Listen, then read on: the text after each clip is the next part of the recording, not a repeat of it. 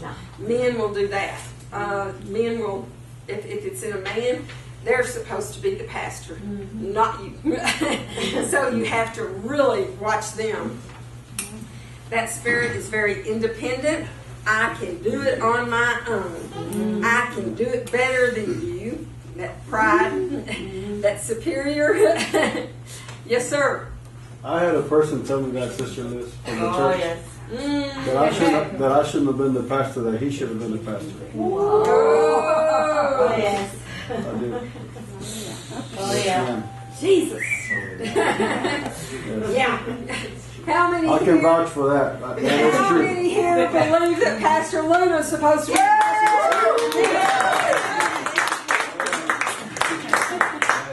That's Jezebel spirit coming after you. Okay.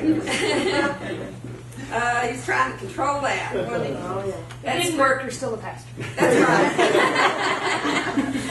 Amen. That spirit will turn the entire church against you, and you will be shamed into leaving, even if you are the pastor. I have heard of this happening repeatedly. So many pastors and ministry leaders and heads of ministries. That spirit will accuse you or the leader of things they have not done. That spirit emasculates men and strips leaders of their mantle. False humility with no true substance. Whining, manipulate, that will do anything to get their way. They accuse others of being a Jezebel if you cross them. That has happened to me several times. Yeah, that's happened to me because not only when I was pastoring, but other times. I've had people accuse me of being a Jezebel spirit, and you're just like... All you have to do is stand your ground. Yeah. And they turn it on you. Yeah, and that's it. It's when you stand your ground, it doesn't like it. What I always do, if I am accused of something falsely, I go to my husband and we go to prayer. I ask him, is this what you're seeing in me? And he usually is like, nope, don't see that at all. And I'm like, oh, thank you, Jesus. And I rely on him because he is my covering, and I am submitted to his authority. I am also submitted to the authority of my pastor. And somebody asked me one time when about a year ago when I was doing so much at all three of the campuses, whose authority are you submitted to? And I'm like, whose authority am I not submitted to? If I'm at the drinks there, it's Pastor Josh, or it's Pastor Dean, or it's Pastor Zeb. If it's at the South Campus, it's, and I start naming all these pastors that are sitting. If I'm working with the praise and worship team, it's Pastor Dusty, and it just goes on and on and on. That's the way we're supposed to be. Right. We're supposed to be submitted to authority. We're supposed to be there to serve and to give glory to God. Remember in 1 Kings chapter 21 about Naboth and his vineyard? Remember the vineyard story? And about how Ahab wanted the vineyard. He's like, oh, I want the vineyard. And his wife, and he's in bed crying. And so anyway, Jezebel comes in there and she's like, what are you crying, whining about? And he's like, I wanted that field and Naboth won't let me have it. And she's like, well, I'll get it for you. No problem. Well, this field had been his birthright. Right. He had inherited that, and it was actually illegal for him to sell his birthright. According to the scriptures. Another thing about Naboth that I didn't know until recently, and I think I posted this, it was from, what's his name, Tennessee, that I watch a lot. Can't think of his name. Anyway, he was talking about Naboth. He researched Naboth means prophet. Perry Stone. Perry Stone, thank you, Perry Stone. His name means prophet. Can you imagine trying to... They killed a prophet for his birthright. Wow. To steal his vineyard. The new wine. To steal the grapes. They were going to turn it into a vegetable garden. That is exactly what that Spirit wants to do to leaders, to prophets, to intercessors, to worshipers, to pastors, is He wants to take that God has given to us, our birthright in Christ Jesus, that authority that we have in Christ Jesus, and destroy it, and destroy us, and destroy our land. Now, to divert the calling. Wow, is it hot? Is the door open? No. Did you want it open? Yeah, we might even open it back. Get a little cooler. I don't care. It's all right. We can open it. I don't know. Yeah. I don't know if it has a alarm on it. Yeah, it has a doorbell thing. Whew, okay. Sickness and disease, fatigue, weariness, heaviness, weight gain. All of those are Jezebel. Unusual sicknesses. I can't get my jacket. Sickness, disease, and weariness. Thank you. Yeah, thank you. I appreciate that. Okay. What were those, Sister Liz, again? Yeah, hold on. Sickness, disease, fatigue, weariness, heaviness, weight gain. So any unusual sicknesses, autoimmune diseases, chronic fatigue, chronic anything, allergies, foggy brain. Yeah, foggy brain is a big one. Inability to speak, an inability to lose weight, weird accidents. Wow. I've seen that. Yeah, just totally bizarre ones. Unexplained, weird stuff, or especially something that the doctors can't figure out.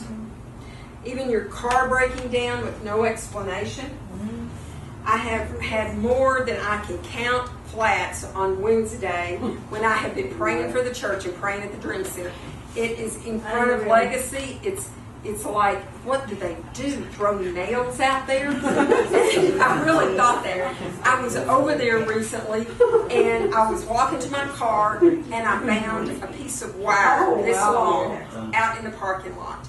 And I'm looking around. I don't see any others. I pick it up because it was close to where my car was, and when I would have backed out, I would have run over this wire and probably had another flat. I'm just like, I am so tired of that. I had a flat recently and had to buy new tires. It was that bad. And after that, we prayed and we said, whatever this is attacking the tires has to go. That's Remember right. that in the car. That's right. Because that's it. We're not putting up with any more flat tires. Because that's a Jezebel attack. Okay. I have had a lot of sickness and disease in my life. And I'm not putting up with that anymore. I have had it. Amen. I've had cancer, just all kinds of strokes. Y'all know the story. So anyway, not too long ago, we had an encounter with the Jezebel spirit that it took something I said and twisted it. Well, they made the mistake of telling Dayton their twisted lie. Yeah. So we were like, you know, and it was, well, they told both of us this twisted garbage and stuff. And Dayton and I both, we were just like, you know, and we prayed and stuff. Dayton got a weird cold that he had for 2.5 weeks and could not shake it. He missed 2 church services. He missed Thanksgiving because he was sick and he could not shake this thing. And we were praying and praying, and we were just like, what is this? Well, also at that same time, I let go of my throat in the name of Jesus. I will not let that happen. Let go. Thank you, Jesus. Thank you, Lord. So at that same time, I just got really tired. I was so weary, and that's not me. You know, I'm usually obnoxiously hyper. Ann and Roy see me early Sunday mornings, and I am already on the go. I am like ready to conquer the world at 8 o'clock in the morning when we gather for prayer. And so I was like, oh, I have to get up, you know. And I was dragging around. I was so weary. I remember that. Yeah. I gained weight, and I wasn't eating anything unusual. I wasn't, you know, going super crazy on the potato chips or something. I was eating the same way, but I started gaining weight. And I felt bad. And I just wanted to just go and hide in a closet and didn't want to have anything to do with anybody, which I'll get to in a minute. Just wanted to just leave me alone. Well, that's not like me either, because I'm usually and as you can imagine, y'all are all laughing. Y'all know me well.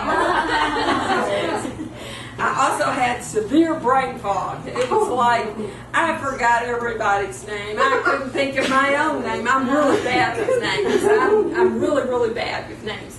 But the brain fog was so bad, it was like I couldn't think what I was doing and stuff. And I'm like coming against all these little symptoms and stuff. And God healed me of stroke damage. How dare you try to put that back on me? You know, that because I had bad fog brain when I had stroke damage from the damage in my brain. But God had healed me, so I'm declaring my brain's healed. I have a mind of Christ, you know, and all this stuff.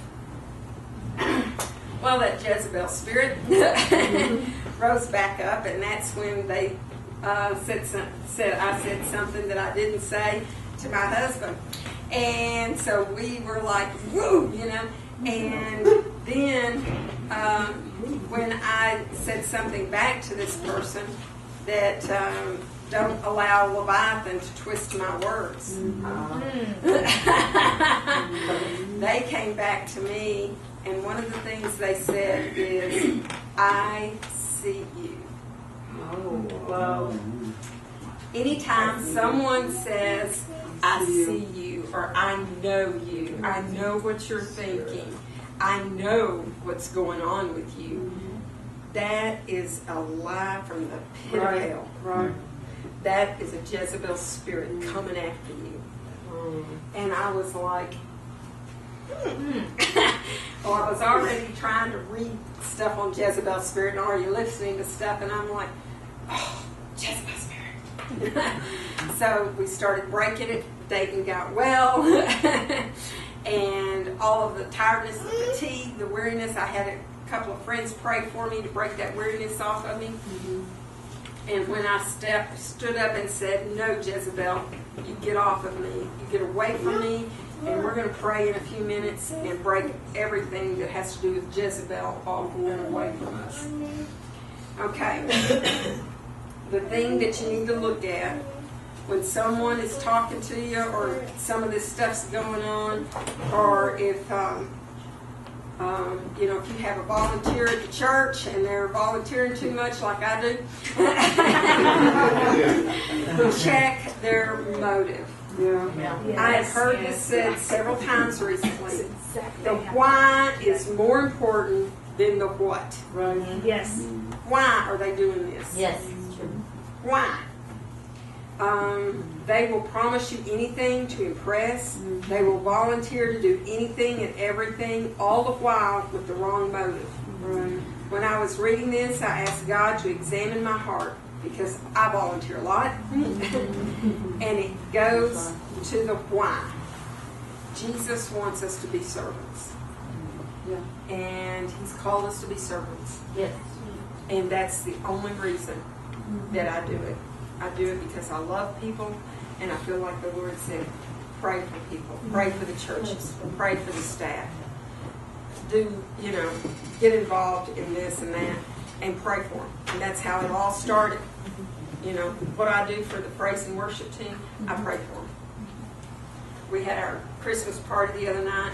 for a praise and worship team, and I had bells on, and I was telling a newbie, I said, this is my contribution as I'm ringing my bells, my contribution to the praise team, and they're like, okay. But anyway, yes ma'am. I was just going to give a quick testimony of something that happened today. Yes. And I didn't, what you said is just a confirmation, but like we were setting up to serve this morning, you know, we give out a lot of food to people in need. And of course, volunteers always can get food if they need food too. They just have to sign up.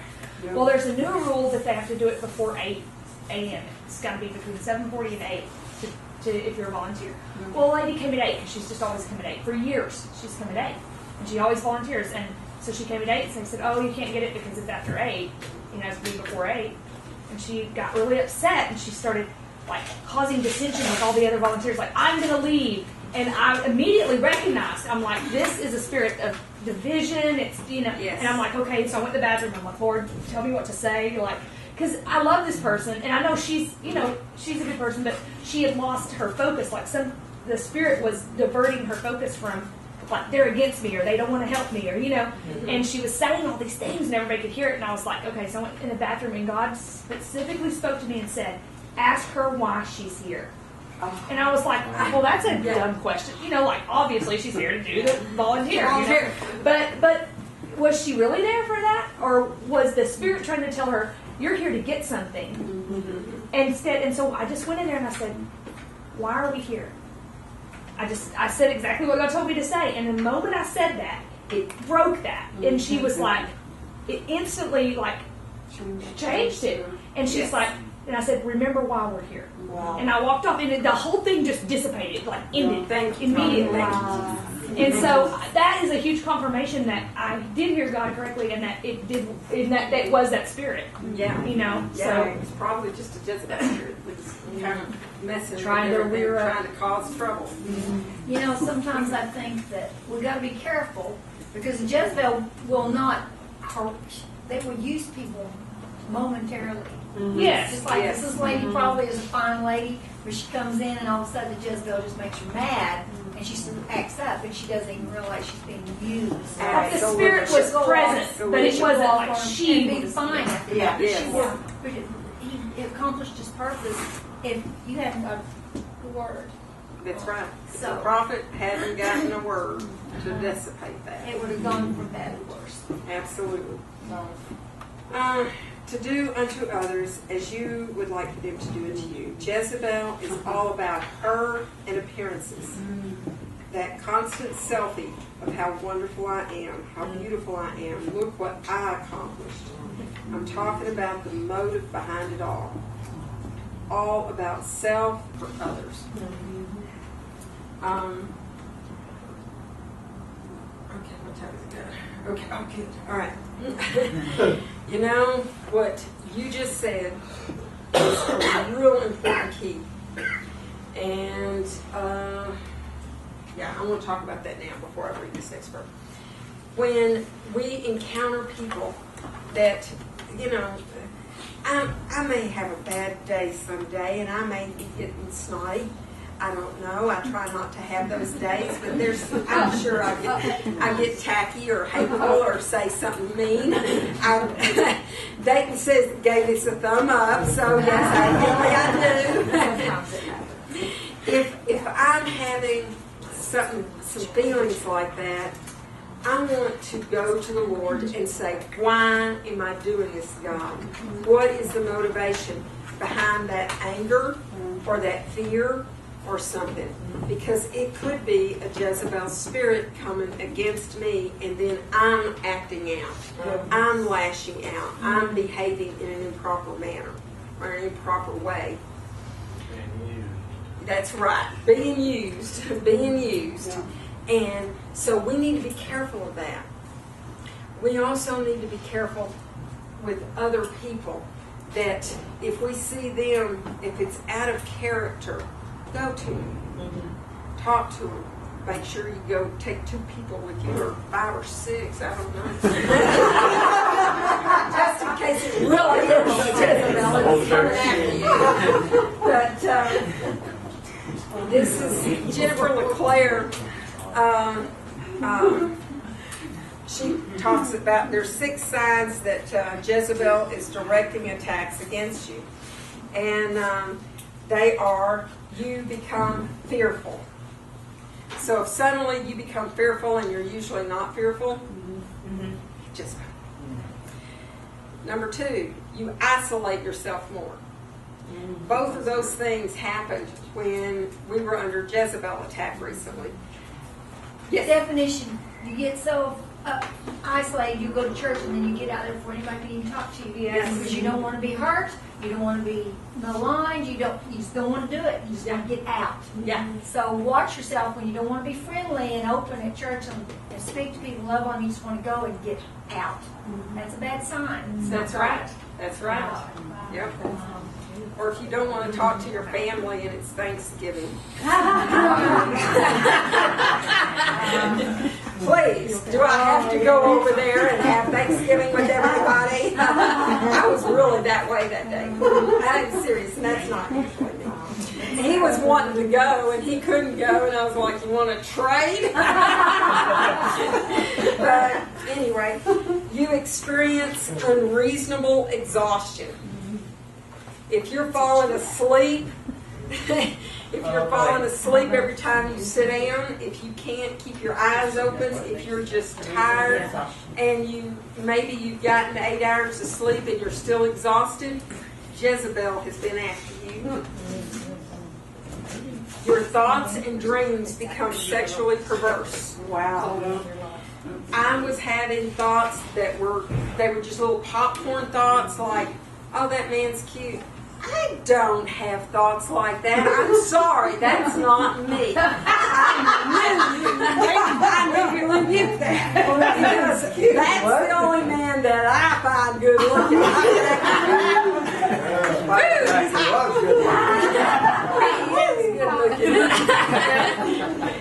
Somebody told me that they had this dream recently about they were on the couch with their spouse watching TV, and on the TV, this is the dream, on the TV this woman with no clothes on, little to no clothes on, came on.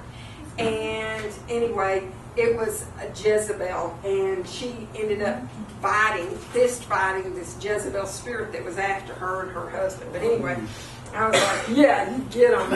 Get them, baby. Anyway, strange or prolonged illnesses that hinder you. If you get in those strange, or if you have an accident and you hurt your foot because you were walking across the floor and you suddenly broke your foot with nothing anywhere near you. Is that what happened to you? Mm-hmm. I was running. Doesn't matter. Yeah, running's a normal thing. You should not have broken your foot running. That was the enemy coming after you.